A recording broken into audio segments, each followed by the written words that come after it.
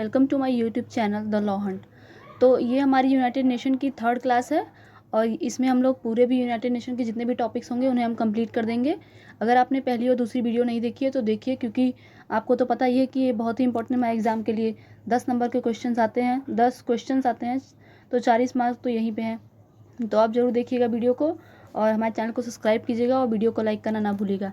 चलिए स्टार्ट करते हैं। तो स्टार्ट करने से पहले आप लोग बताइए कि हम लोग यूनाइटेड नेशन डे कब मनाते हैं, किस तारीख को यूनाइटेड नेशन डे मनाया जाता है।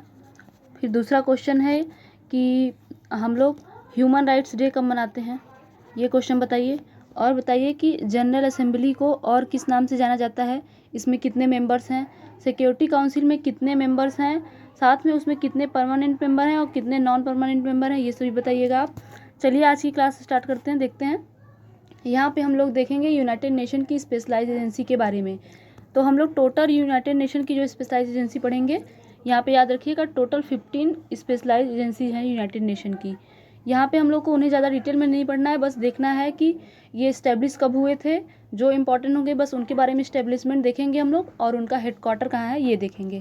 पहला है FAO, मतलब फूड एग्रीकल्चर ऑर्गेनाइजेशन, जो है वो 16 अक्टूबर 1945 को ये बना था। इसका हेडक्वार्टर जो है वो रोम में है। तो FAO का हेडक्वार्टर पूछता है, आप याद रखिए इसका हेडक्वार्टर रोम में है। फिर उसके बाद ILO है। ILO का हेडक्वार्टर जेनेवा स्विट्जरलैंड में है, याद रखिएगा।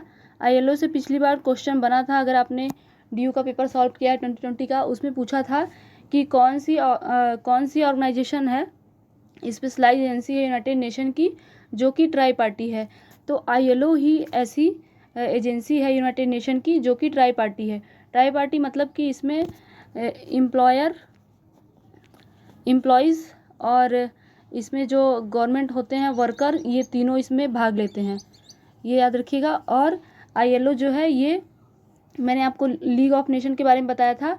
तो जब लीग ऑफ नेशन बनी थी उसी के साथ ही ILO बनी थी, उसी की एक बॉडी थी। लीग ऑफ नेशन तो ख़त्म हो गई, लेकिन ILO अभी भी वर्किंग में है और ये यूनाइटेड नेशन की एक स्पेशलाइज एजेंसी है, याद रखिएगा। फिर दूसरी चीज़ें देखते हैं। थर्ड नंबर पे है IMF बहुत ही इंपॉर्टेंट है। इससे एक क्वेश्चन बनता है कि इसका हेडक्वार्टर कहाँ है, तो आप बताएंगे वाशिंगटन DC। एक ट्रिक है छोटा सा कि जो जहाँ पे भी कहीं मनी की बात होती है, मॉनेटरी की बातें होती हैं, उसका हेडक्वार्टर वाशिंगटन DC में ही है। ऐसे याद कर सकते हैं कि वाशिंगटन DC अमेरिका का एक स्टेट है, तो अमेरिका बहुत ही रिच है, याद कर सकते हैं। रिच तो वही होंगे जहाँ पे पैसे होंगे, तो ऐसे याद कर सकते हैं कि वाशिंगटन DC में इसका हेडक्वार्टर है। इसका फुल फॉर्म है इंटरनेशनल मॉनेटरी फंड, याद रखिएगा। फिर फोर्थ है ITU है, इसका full form international telecommunication union, ये याद रखिएगा आप। आगे चलते हैं। फिर फिफ्थ नंबर पे है WIPO, इसका फुल फॉर्म आप बताइए कमेंट सेक्शन में क्या होता है। इसका हेडक्वार्टर जेनेवा में है। फिर सिक्स्थ है WHO बहुत ही इंपॉर्टेंट होगा, क्योंकि कोरोना के चलते WHO पे काफ़ी क्लेम्स लगाए गए थे, उनके ऊपर एलिगेशंस लगे थे, तो ये चीज़ें इंपॉर्टेंट होंगी। WHO का क्या रोल रहे हैं, कोविड-19 में क्या क्या चीज़ें आई, ये सब चीज़ें बहुत इंपॉर्टेंट होंगी। WHO के बारे में पढ़िएगा। वर्ल्ड हेल्थ डे हम लोग 7 अप्रैल को मनाते हैं, याद रखिएगा। इसका हेडक्वार्टर जेनेवा में है, ये मैंने यहाँ पे लिख दिया है। फिर WMO वर्ल्ड मेट्रोलॉजिकल ऑर्गेनाइजेशन जो है, ये इसके बारे में देखेंगे हम लोग। ये थोड़ा मिस्टेक हो गया, आगे चल के देख लेंगे। फिर एट्थ है वर्ल्ड बैंक, इसका भी हेडक्वार्टर वाशिंगटन DC में। अभी हम लोग IMF के बारे में पढ़े थे, वर्ल्ड मॉनेटरी फंड के बारे में, इंटरनेशनल मॉनेटरी फंड के बारे में, उसका भी हेडक्वार्टर वाशिंगटन DC में था, और वर्ल्ड बैंक का भी हेडक्वार्टर वाशिंगटन DC में है, याद रखिएगा। ये दोनों जो है स्पेशलाइज एजेंसी हैं यूनाइटेड नेशन की। आगे चलते हैं। फिर उसके बाद है ICAO, इसका फुल फॉर्म है इंटरनेशनल सिविल एविएशन ऑर्गेनाइजेशन। फिर 10th है IFAD, international fund for agricultural development. फिर 11th है यूनेस्को बहुत ही इंपॉर्टेंट होगा। इससे पूछता है कि भारत में कितनी साइट्स हैं जिसको यूनेस्को साइट्स घोषित किया गया है, अभी रिसेंट में कौन सी घोषित हुई हैं, ये सब चीज़ें बहुत ही इंपॉर्टेंट होंगी एग्जाम के लिए, आप इन्हें देख लीजिएगा एक बार। इसका हेडक्वार्टर फ्रांस पेरिस में है, याद रखिएगा। और फिर उसके बाद 12th है UNIDO, United Nation Industrial Development Organization, इसका फुल फॉर्म है 12th, याद रखिएगा। फिर उसके बाद है IMO इंटरनेशनल मैरीटाइम ऑर्गेनाइजेशन, इसका फुल फॉर्म। फिर 14th है UNWTO United Nation World Tourism Organization.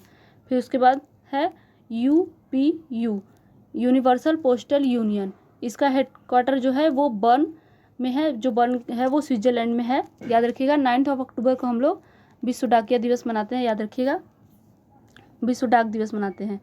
फिर हम लोग यहाँ पे यूनाइटेड नेशन के टॉपिक्स ख़त्म हो गए, पर हम लोग इंटरनेशनल क्रिमिनल कोर्ट के बारे में देखेंगे, क्योंकि इंटरनेशनल क्रिमिनल कोर्ट से भी काफ़ी क्वेश्चन पिछले साल बने हैं और इंटरनेशनल क्रिमिनल कोर्ट के बारे में क्वेश्चन बन भी सकते हैं, इसलिए हम लोग थोड़ा थोड़ा चीज़ें इनके बारे में देखेंगे। इंटरनेशनल क्रिमिनल कोर्ट जो है इसको शॉर्ट फॉर्म में हम लोग ICC बोलते हैं। ये क्या है? It is an international tribunal which has jurisdiction to prosecute individual for international crime of genocide, crime against humanity and war crimes. तो इन सब को प्रोसिक्यूट करने का काम होता है ICC का, इंडिविजुअल को ये प्रोसिक्यूट कर सकता है। अभी जब हम लोग ICJ के बारे में पढ़े थे तो ICJ के पास ये अथॉरिटी नहीं थी कि वो किसी इंडिविजुअल को प्रोसिक्यूट करे, लेकिन यहाँ पे ICC के पास है। ICC मतलब international criminal court is based in the Hague, तो इसका भी हेडक्वार्टर जो है वो हेग नीदरलैंड में है। ICC जो है वो अपना काम कब स्टार्ट करता है? तो ये 1 जुलाई 2002 से अपना फंक्शनिंग स्टार्ट करता है। The date when Rome statute come into force, Rome statute जब फोर्स में आया उसी दिन से ये अपना काम स्टार्ट किया। तो पिछली बार क्वेश्चन ये बना था DU में कि ICC जो है इंटरनेशनल क्रिमिनल कोर्ट है वो कब किस स्टैट्यूट के द्वारा फोर्स में आया, तो रोम स्टैट्यूट याद रखिएगा आप। फिर उसके बाद करेंटली इसके मेंबर कंट्रीज़ जो हैं वो 124 हैं, और मोस्ट इम्पॉर्टेंट बात ये याद रखिएगा कि रोम स्टैट्यूट को इंडिया ने साइन नहीं किया है, इंडिया ने साइन नहीं किया है रोम स्टैट्यूट को, इसीलिए इंडिया जो है वो इसका मेंबर नहीं है, इंटरनेशनल क्रिमिनल कोर्ट का मेंबर नहीं है इंडिया। क्वेश्चंस देख लेते हैं पिछले साल के जो बने हैं। ये मैंने आपको बता ही दिया कि रोम स्टैट्यूट को इंडिया ने साइन नहीं किया, इसीलिए ICC का मेंबर नहीं है इंडिया। इंटरनेशनल क्रिमिनल कोर्ट जो है वो इस्टेब्लिश हुआ था बाय रोम स्टैट्यूट, साइन हुआ था 1998 में, इसीलिए 17 जुलाई को हम लोग मनाते हैं इंटरनेशनल डे फॉर जस्टिस। ये क्वेश्चन बनता है, इंटरनेशनल डे से क्वेश्चन बनते हैं, तो याद रखिएगा इंटरनेशनल डे फॉर जस्टिस हम लोग 17 जुलाई को मनाते हैं। फिर परमानेंट कोर्ट ऑफ आर्बिट्रेशन के बारे में देखते हैं, ये क्या है?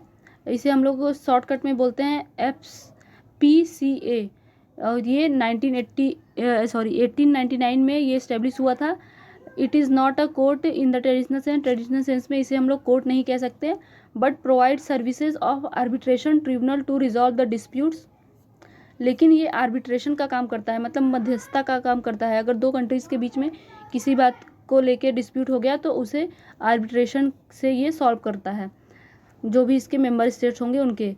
International organization of private parties arising out of the agreement, वो एक एग्रीमेंट के साथ आती हैं, तभी मतलब एग्रीमेंट में जो है A और B अगर एग्रीमेंट में है, इनके बीच अगर डिस्प्यूट हो गया तब वो दोनों अगर एग्री करते हैं कि हम लोग परमानेंट कोर्ट ऑफ आर्बिट्रेशन से इस प्रॉब्लम को सॉल्व करना चाहेंगे, तभी ये हो सकता है। फिर उसके बाद PCA जो है permanent court of arbitration does not have permanent जज, इसके जो जज होते हैं वो परमानेंट नहीं होते हैं। इस्टेब्लिश हुआ था 1899 में by the post Hague peace conference in Netherland, तो इससे ये इस्टेब्लिश हुआ था, याद रखिएगा। तो आज की क्लास यहीं ख़त्म होती है। आज हमारी यूनाइटेड नेशन का पूरी टॉपिक कंप्लीट हो गई है। करंट अफेयर रिलेटेड क्वेश्चन भी मैंने अपलोड कर दिए हैं। आप प्लीज़ हमारे चैनल को सब्सक्राइब कीजिए और वीडियो को लाइक करना ना भूलिएगा।